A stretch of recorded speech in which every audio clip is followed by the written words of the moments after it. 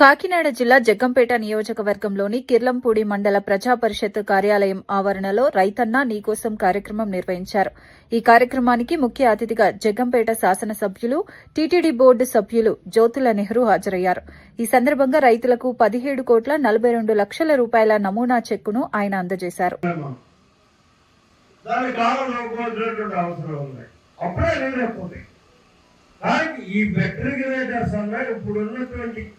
ఏలేరు వ్యవస్థ కారణంగా చూసుకుంటే ఖచ్చితంగా మనం గోడేరు దగ్గర ఒక మెట్రికులేటర్ నిర్మాణం చేసుకోవాలి, కృష్ణవరం దగ్గర ఒక మెట్రికులేటర్ నిర్మాణం చేసుకోవాలి, అలాగే మనం ముప్పలు దగ్గర ఒక వారుకాల రెగ్యులేటర్ నిర్మాణం చేసుకోవాల్సినటువంటి అవసరం, రెగ్యులేటర్ కాదు క్రాస్ వాల్ నిర్మాణం చేసుకోవాల్సినటువంటి అవసరం ఉంది.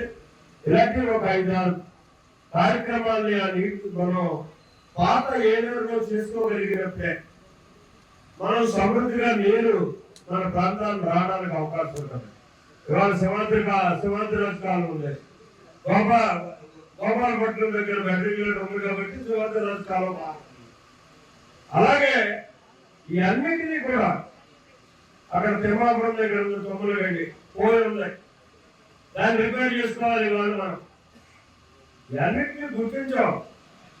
ఆ అన్నింటినీ కూడా ఇవాళ కానీ మన పంటల మీద కానీ నీళ్ళు అనేటువంటి పరిస్థితులు ఆ రకంగా చేసుకోవాల్సినటువంటి అవసరం ఉంది. ఈ అన్నింటికి చూసుకున్నట్టయితే సుమారు ఒక 200 కోట్ల రూపాయలు పైబడి నిధులు కావాల్సినటువంటి అవసరం ఉంది. ఒక 3-4 సంవత్సరాలు ఖర్చు పెడితేనే కానీ వస్తున్నాయి, సీజన్స్ ఖర్చు పెడితేనే కానీ అవ్వని పరిస్థితి ఉంటుంది. ఇది మాటంతా మనం చెప్పేసి మీతో తప్పట్లు గుర్తించేసుకుంటే అయిపోయే పని మాత్రం కాదు. నేను చెప్పినటువంటి ప్రణాళికను పూర్తిగా మనం కొనసాగించుకోవాలనుకుంటే 4 సంవత్సరాలు పడతాయి, 200 కోట్ల రూపాయలు కావాల్సి ఉంటుంది. ఇవాళ మన దగ్గర రెడీగా ఉన్నది 37 కోట్ల రూపాయలు ఉన్నాయి.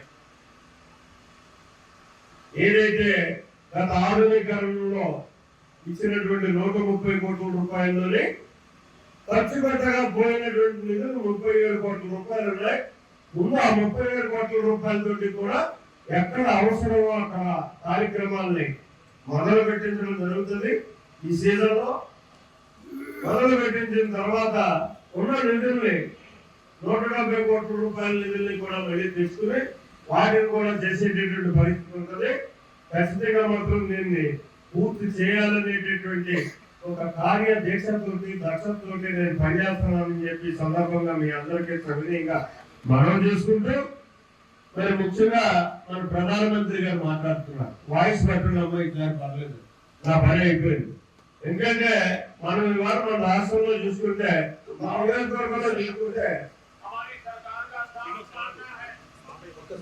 30,000 మంది మన